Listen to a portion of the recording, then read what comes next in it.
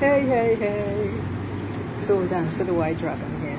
Listen, these ideas are coming fast and furious, so I'm sharing them as they come. So here's another tip, I guess. So I should probably change it to hot tip. Losses. Losses are wonderful things. I kid you not. I remember when I returned here after squandering every cent of my life savings and bumming about as I was living all over the place, and I left my jewelry.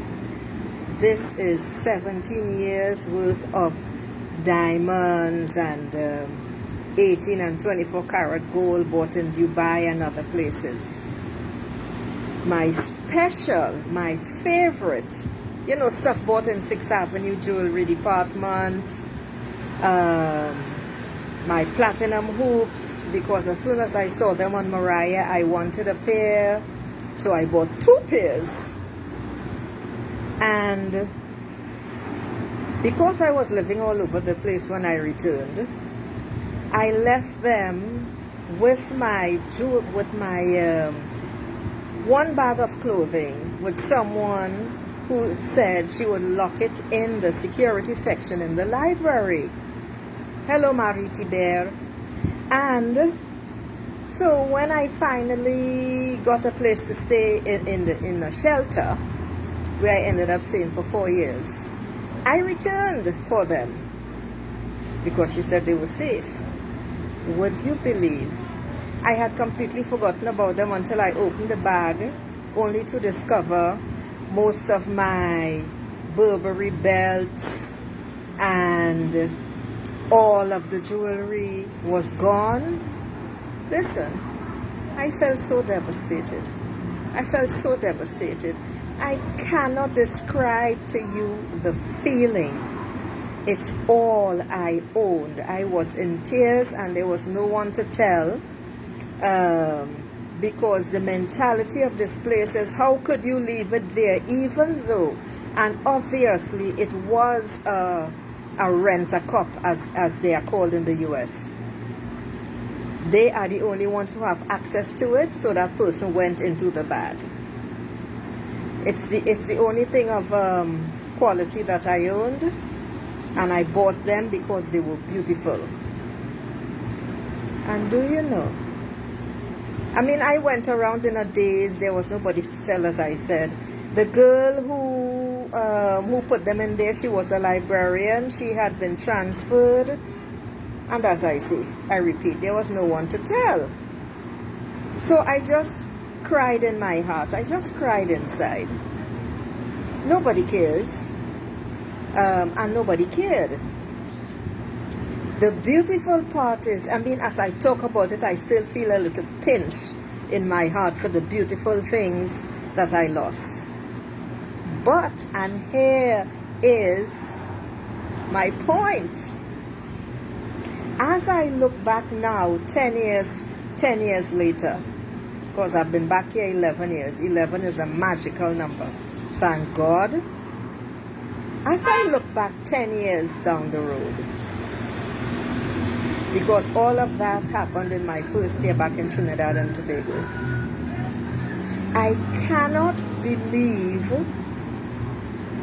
I mean, I've forgotten them. I can't believe that I felt that way about things. But you see, the point I want to make here is, I felt that I had nothing. I didn't have friends. I didn't have support. I had nothing and nowhere to go. Even the woman who helped me, not the librarian, she wasn't a librarian, she was also a security guard. She was just someone that I was introduced to. But now, when I look back, I realized, I can see now, I have all the support I need because I am connected to the divine infinite intelligence. I don't need anyone else's. I'm found. That's the next thing. You see, you have to lose your way in order to find yourself. That is what I discovered in my 4 years in the shelter. And that is confirmed to me every single day. That's what I gained. That too is wonderful. So that's the second thing. The third thing is, I love myself. I love who I am. Nobody else's opinion matters. Everybody else's opinion is irrelevant. It does not matter and they do not count. That's 3. And the point again that I want to make is, when you see you attach yourself to things and you equate the value of those things to who you are, they are not your worth. But we forget that when we do not have that innate self-love within us. And that is what most people miss. You gotta love yourself. You gotta love yourself. It really does, and nothing else matters. If you don't love yourself, you have nothing. And that's where I was. But look at me today. I'm still homeless. I'm living in family's house where I shall soon be departing. They don't like me anyway, so it's quite alright. And that too is irrelevant. The beautiful part of it is, I know this to the depths of my being in every cell of my body. This is why there is this saying that, what is it, your self-worth? Oh, I've forgotten it. It just escaped me. It is important to look yourself in the mirror every single day, ladies in particular. Even though this refers to both sexes, but I'm focusing only on women as usual. You have to look yourself in the eyes and say, I love you every single day. And when it hits the fan, what do? You find the mirror. You use the compact in your bag, whatever reflection there is, and you say,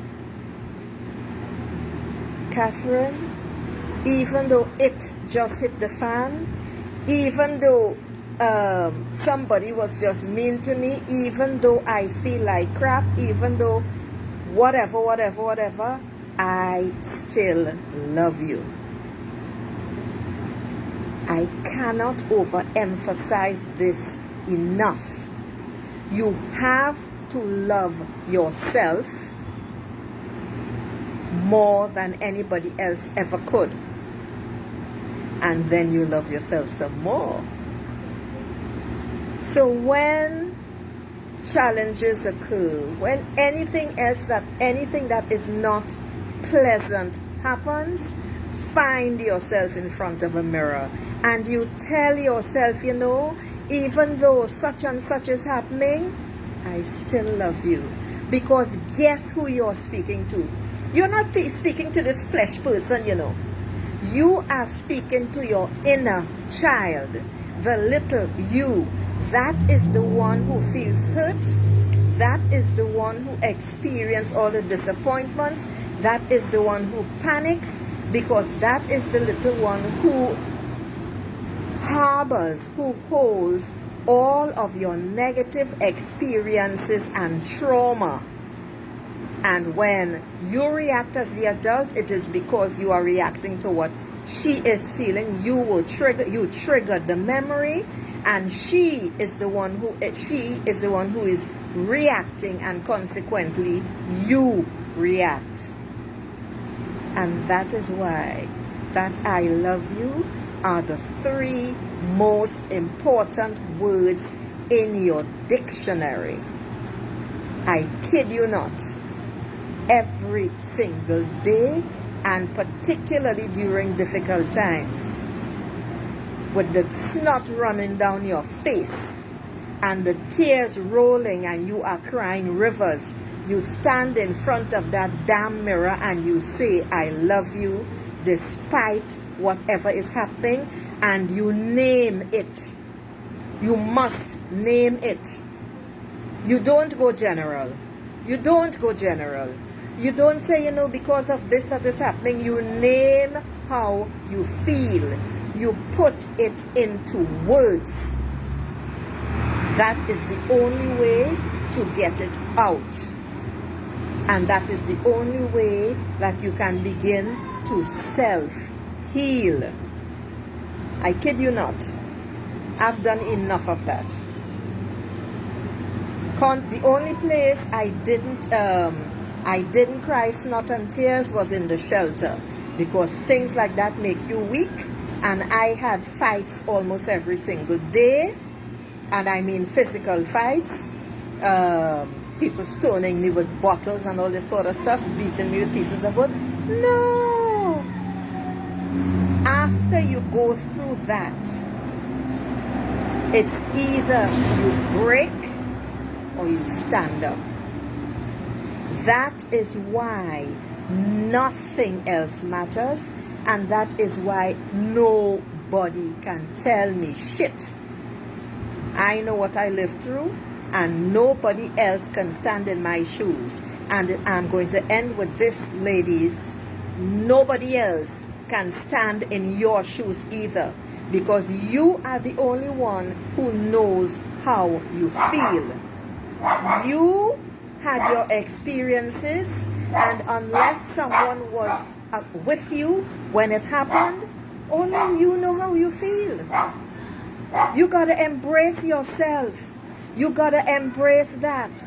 That is why it is so damn important to say, I love you, I love you, I love you every single day. And ladies, I love you to the depths of my being.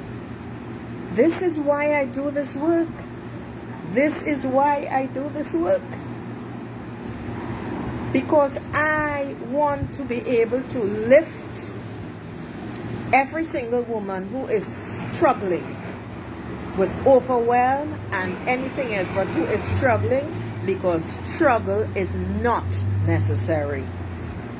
Suffering is optional. We have to get you all out of that.